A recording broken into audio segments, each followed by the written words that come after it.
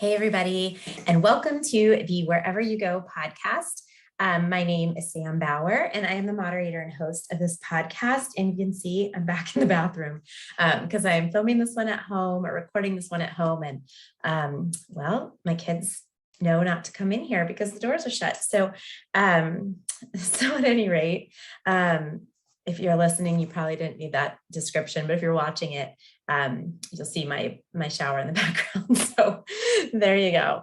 But so today I wanted to talk, I'm going to go a little bit deep on you guys. But I think it's important that we talk about this topic because it's kind of been called to my attention that there are a lot of people out there who haven't leaned into their purpose that and the plan that God's had for them and taken steps to become the person that God created them to be because they don't think that God has a purpose for them or they don't think that they deserve it. So if you're one of those people, this message is for you. And I pray that it touches you in a way that hopefully makes you think a little bit, makes you pray a lot, and changes your life a little bit because that's a hard one. You know, we are a result of our upbringing, right? So the things that have happened to us throughout our lives have taught us to become the person who we are. And not everybody grew up with parents who were very supportive and loving and kind and told them that they could be anything that they wanted to. Some people were raised in families where they weren't told that. You know, they were told that they're lazy or that they never amount to anything or that they were never included. You know, maybe even there were favorite kids in the household and the parents favored certain kids and left certain kids out. And maybe that was you. Maybe you feel like you're not good enough, that God couldn't possibly have a plan for you because of those lies that you've been told your whole life. You know, maybe you had a coach when you were younger that told you you didn't have enough potential or you weren't big enough. And so you gave up because you thought, well, if this coach doesn't believe in me, then he must be right. This is what that coach does, right? Or maybe you had a teacher who just didn't understand you. Maybe your way of learning wasn't the same as the other students. So they pegged you as somebody who was slow or special when really you were, you know, smart. You just couldn't, the curriculum wasn't challenging enough for you. So if that's you, if I'm talking right now and you're like, that's me, like I always felt left out. I, got in trouble for things I didn't do. I got in trouble for things other kids did. I wasn't included in a lot of things. And I always felt like my parents were taking things out on me and they weren't patient and they didn't take the time to understand me. If that is you, I 1,000% understand why you would feel that God would leave you out too. But I am here to tell you that if you are listening to this podcast right now, that means you are living and breathing, and God made you. He made you on purpose. He has a purpose for your life, and he wants to use you in ways that you cannot even fathom.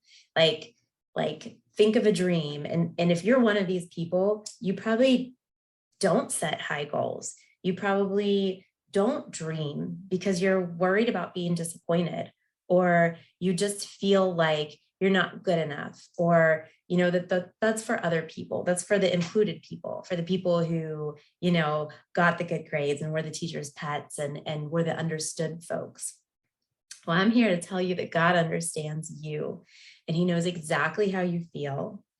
And he knows that if you're mad at him, he knows why. And if you're frustrated with him, he knows why. And if you feel like giving up on him, he understands. He is with you, and he was with you since you were a baby. And all those times, when you were feeling left out or misunderstood or not good enough or not smart enough, God was right there with you, and you were included with him, and you were smart enough for him, and you were valuable for him because you've gotten this far.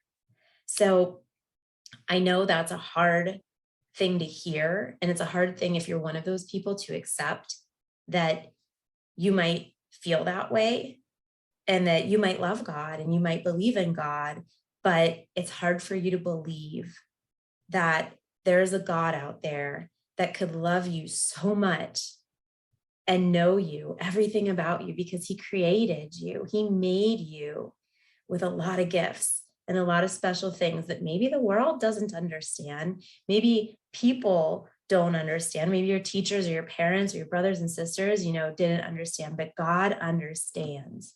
He accepts you and he loves you and he created you for a purpose. And he wants nothing more than for you to come to him and say, God, whatever that open conversation is, like, God, I felt left out my whole life. What you can ask, like, why'd you do that? Why did I have these experiences? And really start to explore where those came from, and pray about it. Tell God how you feel and be honest with him. He knows how you feel. He can see your heart. But that's like a step towards having these conversations and starting to realize how valuable and how loved you are by the God who created you. Because maybe if you were the person who felt left out all the time, maybe God was molding you to become a person who includes everybody.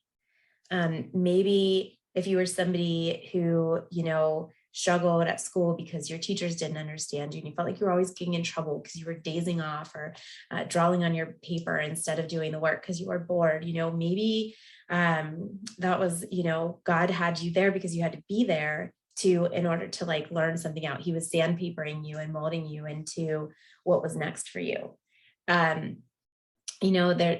Whatever it is, that situation that you came through, is important that we remember, that God works all things together for our good. And it's sometimes hard to remember whenever you're going through it. But a great Bible verse that I refer back to and back to and back to is Romans 8:28. And we know that for those who love God, all things work together for good, and those who are called according to his purpose. So it says, you have a purpose. Again, if you're listening to this, you're breathing, you're living, God still has plans for you. And whether you want to believe that or not, it's the truth. And the sooner you can come to grasp with the fact that you are valuable and you are loved and there are plans for you, and it's okay to lean into them because God's going to catch you and he's going to be there for you, the faster you're going to really start to believe in yourself, and your life is going to change in so many different ways. It's hard sometimes and I'm speaking from, I didn't feel left out when I was little, and I had a great father who believed in me and told me from a young age, I can do anything I want to do. I can hang with the boys because I had all brothers and they were older than me. They still are older than me. And so being the youngest and the only girl, my dad constantly was reminding me, you can do what they do, just do it. He had a rough way of challenging me, but it was always that I could do it. But he also instilled in me an extremely fierce work ethic and a mindset that I have to earn everything. We grew up on a farm. I grew up on a farm, and we worked really hard. And if we did earn money, it was because we did really hard chores, or we, were baling hay, or I worked at the corn stand for my family's farm. So everything that I did, I earned. Even when I was doing softball, traveling. My parents paid a ton for my travel ball teams, but like when I went to overseas to play on a North American team, I raised every dollar for that trip. And so nothing was just handed to me. I worked for everything that I've ever, and that's why I'm such a hard worker today. And that's why, I have a successful business and I've been successful in my career, but it's not always like the healthiest quality to have, because sometimes you work more than you love, or you work more than you relax, and you work yourself into the ground. But the one thing I found with this is that it's really hard for me to accept that God would just love me. Like, I don't have to earn it. I don't have to do anything other than love him. He created me, and he put me together exactly how he wanted me put together so that I can live out his purpose. And so I just want to reach out to those of you who don't feel like they deserve it, or they don't feel like they've ever been included, or they feel like God's even maybe not treated them fairly because of their circumstances. God loves you, and he made you. He could have made you a million different ways, but he made you exactly as you are because he has a purpose for you. And that purpose is, like I said, probably a million times bigger than you could ever imagine, but you're never going to know it if you don't accept it. And what comes with that is accepting Christ, not just saying like, I believe in God and I know he's out there and he's doing great things for other people, but he would never do that for me. When you truly believe in God and you truly lean into your faith, and you know that God is an all-loving and an all-encompassing God, you know that he made you too. So it's time for you to admit that to yourself and talk to him about it. Take some time in prayer and just pray, God, I know you made me. It's hard for me to see it though, Lord. So help me see the gifts that you gave me. And I'm here to use those gifts for you. So Lord, here I am. And it might be a struggle and it might be hard, but I want you to use me for your purpose. And it's just as easy as a prayer for that. And then start looking, you guys, start looking for signs, start looking for ways that you can do something, something that you love, something that's on your heart. We all have these gifts and these things that we love to do, and they're not the same as everybody else. So like I have a heart for mission work. I've done mission work in Honduras, and I sit on a board of directors for a wonderful nonprofit organization called Dream Big Honduras. My husband doesn't have the desire and the heart to go overseas, but he has a heart to help locally. So just like whatever your heart's purpose is, it might not be the same as everybody else's. And again, that goes back to you being unique. You might be really good at art. You might be really good at music. You might be just really good at communicating with people. Your gift might be reading and educating, or, your gift just might be being able to tell how other people are feeling and be able to be a good friend for them. But start to like really think about what makes you happiest.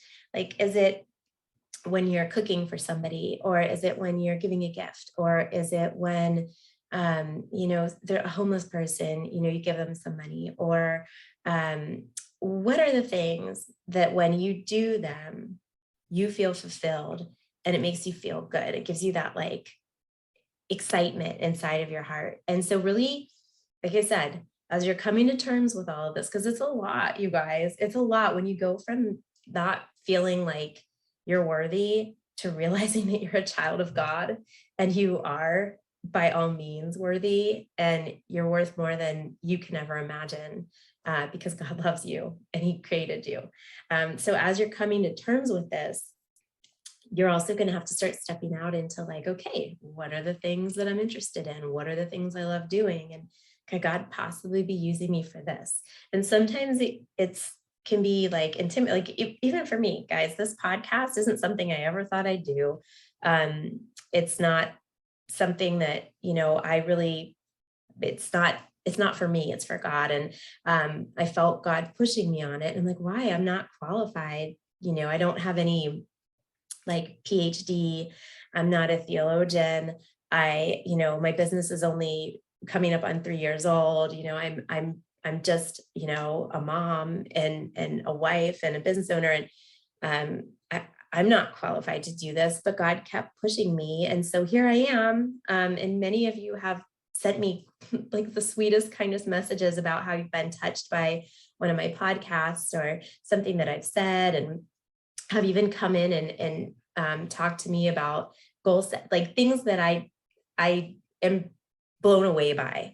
But again, it's God. He called me and pressed on me to do this, and I felt it. And I felt it quite honestly for a few years before I did it. And then finally it got to the point where I was like, all right, God, I'm going to do this. And I have no idea why. And I have no idea what you want to do with it, but I'm going to do it. So here I am, stepping out of my comfort zone. and doing this, and I'm actually loving it. It's fun. It's kind of therapeutic, and I love hearing from people. Like I love hearing what others are going through that's similar, or maybe something I said that they took and applied, or even something that they were like, oh yeah, like this was my situation. So you just don't know. But if there's something that you're being called to do and pressed to do, it's in your heart. And when you pray, you can feel God like saying, yeah, man, go do that. Um, then go for it, lean into it. And you don't have to like jump all in at once, pray about it, take a step, pray about it. God's going to put some like door in front of you that's just going to open wide up and walk through it. Understand that God does not call the qualified. God qualifies the called.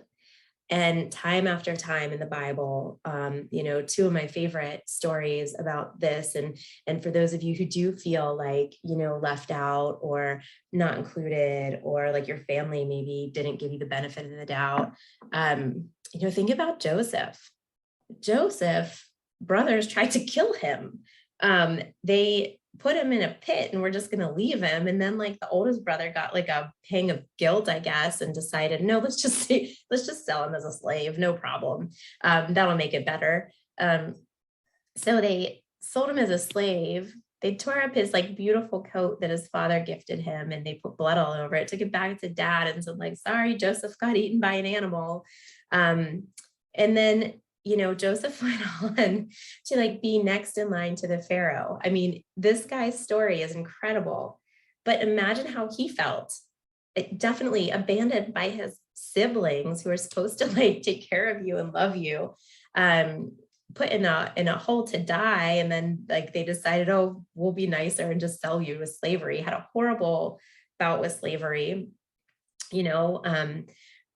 was he kept performing well though, and he kept believing in God, and God was with him, like it says through this story. And if you're not familiar with the story of Joseph, read it, because it's amazing what this guy went through. And he thought like, oh, this is great, I'm working for this guy, he's rich, I'm pretty well taken care of even as a slave. And then his master's wife decides to try to seduce him, and Joseph, being like the man that he is, said like, no, that's not going to happen here. So he turns her down. She gets mad, tells her husband that he approached her, and he goes to jail. So he's in jail now after he like made it out. And then he gets out of jail, ends up, being known as somebody who can hear the Lord and see what's happening in people's dreams. Ends up, working for the Pharaoh, second in line, and saves the entire land from famine. Like, I mean, his story is unreal. But again, a guy who was rejected and hated so much by his family that they tried to kill him. That's God. That is like, God knew that Joseph had a gift, and he made him for a purpose. And Joseph didn't lose sight of God, even through the hard times, right? The times of his family rejecting him, his times of being falsely accused of, seducing another man's wife, all these things that happened to him, he remained faithful to God. He stayed true to himself, and he didn't forget his value. And so God rewarded him in great ways. And my other favorite story that I've talked about on my podcast is David. I mean, his own dad didn't believe in him. And I think that's where, for a lot of us, we get our value is from our earthly fathers. If your dad was one that didn't tell you that you could be anything you wanted to be, and if your dad was one that didn't spend time playing catch with you in the backyard and teaching you how to do things, and if maybe your dad was short-tempered and yelled a lot and made you feel bad about yourself when you made a mistake, and that can wear on you, and that can definitely make you feel like you're not of value. But our Heavenly Father is the opposite. Our Heavenly Father, He loves us so much. And even when we make a mistake, He loves us. And even, when we're alone, He's with us. Even when we're weak, He provides rest, and He is our strength. But yeah, like David, the smallest of the brothers, his dad didn't even bring him in whenever it was time to choose the next king. And so I was like, we'll leave him out in the field with sheep, because he was a shepherd, right? I talk about him a lot in the shepherd episode that I did. But David, the small brother, who didn't even get brought in, ends up being a king. He did a lot of amazing things, but he also did a lot of cruddy things. Like, he made some bad decisions, right? But God didn't punish him. I mean, he corrected him and redirected him, like he does for us, but he didn't turn his back on him. And so if somebody like Joseph or somebody like David can get through the trials and tribulations that they had based on their families and the perceptions that their families had of them, and if they only knew their worth based on what other people thought of them, they wouldn't have gotten very far. But both of those men knew God, and both of those men knew their worth was found in God, not in people. And it's one of the hardest things to learn. It's one of the hardest things to overcome, is that the opinions of other people really mean nothing in the grand scheme of life. The only opinion that matters is the opinion of God of you, which he thinks you're freaking amazing because he made you, and your opinion of yourself, because you've got to be able to believe that God made you. It is really not even your opinion. That's the other thing, is I don't think I'm great, but I think God thinks I am. I don't think I'm a great speaker or a great whatever, but God thinks I am. He keeps calling me to do things. It's kind of like a thing that, okay, I don't think I'm good enough to do this, but I know my God. And I know that if he wants me to do something, I'm going to do it. So I'm going to jump into it and I'm going to try. And if I fail, that's okay, because that means it wasn't meant for me to do it. And if I succeed, that's awesome. And that means I'm heading in the right direction. I'm walking in the way that God wants me to walk. And sometimes when you fail, it doesn't mean that that's not your direction. It just means you still got things to learn. So have faith in that, and just walk forward in your dream, and have a goal. Like, the first thing is to have a dream. And how do you get a dream? So you have to believe that you deserve to dream. You can't be waiting, for that other shoe to drop, or for something to go wrong, because something has always gone wrong in your life, or some person, once you started doing something, told you that was a dumb idea, or told you that, you could never do that because you're not good enough. If God's calling you to do something, he's going to qualify you.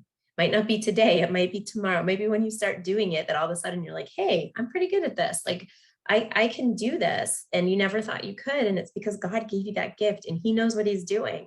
He made you, and he also made your plan. So he made you kind of perfect for your whole purpose. But you got to believe that. In order to believe that, you've got to be fully in. You've got to know that God is God, and you are one of his children. The other thing I wanted to mention, that Rob and I yesterday had an experience with our daughter, not listening. And I'm sure you've all, if you're a parent, you've experienced that moment where you tell your child, hey, don't touch that, please. And they touch it. Or you say, hey, don't step in that pile of snow. And they put their whole freaking foot in the snow. And it just, yesterday was one of those days where time after time after time, we asked her not to do something. She did it anyway. And I got to my breaking point, which it takes me a while. If you know me, I'm slow to get there, but once I'm there, it's not a pretty sight. So I didn't get mad or yell or spank her or anything like that. I just said, what do I need to do to get you to understand that you need to listen and you need to be obedient to mommy and daddy? Because today I've seen you blatantly disrespect us by not doing what we ask you to do. We ask you to do something and you do the complete opposite. So am I not asking nice enough? Am I asking too nice? Do I need to yell? What can I do to get you to listen and respond with respect and obedience? And, she was like, I don't know. I'm sorry. She apologized, and she committed to trying harder and not doing that anymore, and making sure she's doing the things she needs to do. And, I helped her understand too, that when I ask you not to do something, it's not because I'm just mean and I want to be a mean mom. It's because, I don't want you touching things in a store, because right now there's a lot of germs out there in a pandemic, and other people are touching things. And so that's like, it's me trying to keep you safe. If I'm asking you not to do something, it's not to be mean. And so once she kind of understood that, I was like, yeah, you're right. I'm going to do a better job of listening. But as we finished this conversation, I looked at my husband and I was like, oh my gosh, like, how do you think God feels? Like, he asks us to do things all the time, and we are just like my daughter was yesterday. Like, he says, don't do that. And guess what? We do it. Don't touch that. And we touch it. He says, hey, lean into this. And we're like, oh no, God, like, we're not going to do that. We're not good enough. We're not called enough. We're not ready. And he probably is up there like, oh my gosh, you guys, like, I'm showing you and you're ignoring me and you're blatantly not listening. And, I think just like, kind of like I did with her, was like, how can I speak to you in a way that you'll hear me? And I think God does that too, where if we don't hear him the first time, he says it again. And if we don't hear him the second time, maybe he shows us in a different way. And I think eventually he probably gets to the point where he's like, all right, I'm going to shove you out the door. I'm going to show you something like right in your face, to get you to do whatever it is that I'm calling you to do, or at least to understand that it's there. But you could ignore him for a long time, and ignore those calls for a long time. Just like I ignored the call to do this podcast for probably 2 years. But it finally like smacked me in the face to the point where I was like, all right, it's time to do this. So I think for many of you who feel unworthy, or that maybe God doesn't have a plan for you, maybe he isn't calling you, I think you maybe haven't been listening. And so that's where I want to challenge you. Spend some time quietly with God, like pray, and then just sit there in silence, even if it's for 1 or 2 minutes. Just sit there in silence. Ask God to show you what his plan is. And like I said earlier, if you're mad at God or you're frustrated with him, tell him, get it off your chest. God can handle it. He is a big, mighty God, and he knows already how you feel. And just like any parent, he is going to be happy that you came to him and talked to him instead of walking around with a festering heart, frustrated that you're being left out again by him, because you're not. You're not being left out. He wants you so bad. He wants you included so bad. And he wants to show you what your path is so bad so that you can start living his purpose, and shining his light on everybody that you see. So that's really my message for today. And I hope that that was helpful. And I hope if you're one of those people who feels like they had been left out, or feels like maybe God doesn't have a plan for them, or that they shouldn't dream because might not work out, or whatever it is, I just pray that you sit down, you pray to God, you tell him how you're feeling, and you ask him for help. And you just tell him, like, I want to do your will, God. I know you made me for a reason, and I'm having a hard time seeing what it is, because I've been told that I'm not good enough. And I've been told that I'm, lazy, or not smart enough, or not big enough, or I'm like the runt of the family, right? Like David was, or my whole family hates me. I'm the black sheep of the family, like Joseph was. And God, so just, if you can just show me, I'll be here, and I'm looking for the signs, and I'm asking you to use me as part of your purpose, and to show me what my plan is. And I think that you will start to see changes.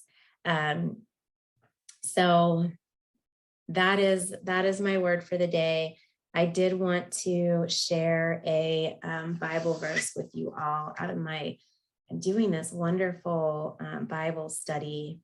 It's a Lisa Turkhurst Bible study, and it's called What Happens When Women Walk in Faith. So this is specific to women, but this isn't this verse that I'm going to tell you guys about. So it says, it's Philippians 2:12 and 13. Continue to work out your salvation with fear and trembling, for it is God who works in you to will and to act according to his good purpose. So even if it scares you, even if you're trembling, work out your salvation in God, because it is God who works in you to will and to act according to his good purpose. But He's only going to do it if you ask him. Because if you're like my daughter and you're not listening, or he's calling you and you're doing something else, he's saying, don't touch that, and you're touching that, that you're not putting yourself in a place for him to lead you. In order to be led, you've got to ask, and you've got to be sincere about it, and you've got to be ready to jump into that. So it's okay to be afraid that you might mess up, and it's okay to be afraid that something bad's going to happen if you step into it. But guess what? If you're stepping into God's purpose for you, less bad things are going to happen than good. You're going to be happy, and you're going to start to see your purpose, and it's going to change your life. So I'm going to go ahead and, one more Bible verse. One of my favorites that I wanted to read to you guys, Jeremiah 29:11. For I know the plans I have for you, declares the Lord. Plans to proper. Let me try that again. For I know the plans I have for you, declares the Lord. Plans to prosper you and not to harm you. Plans to give you hope and a future. God doesn't have plans to harm you. He has plans to give you hope and a future. In order for you to have that hope and a future, you have to hope, and you have to have faith, and you have to believe, and you have to know that you have a purpose. God loves you so much. He made you. You are here listening to this podcast right now because you have a God who loves you enough and wanted you to hear these words. And he wants you to sit down and pray to him. And he wants you to ask him, what do I need to do, Lord? I'm here for you. I want to live my life according to your will for me. I need you to show me what that is. And I'm going to go ahead and end it today with Joshua 1:9. Have I not commanded thee? Be strong and of good courage. Be not afraid, neither be thou dismayed. For the Lord my God is with me wherever I go.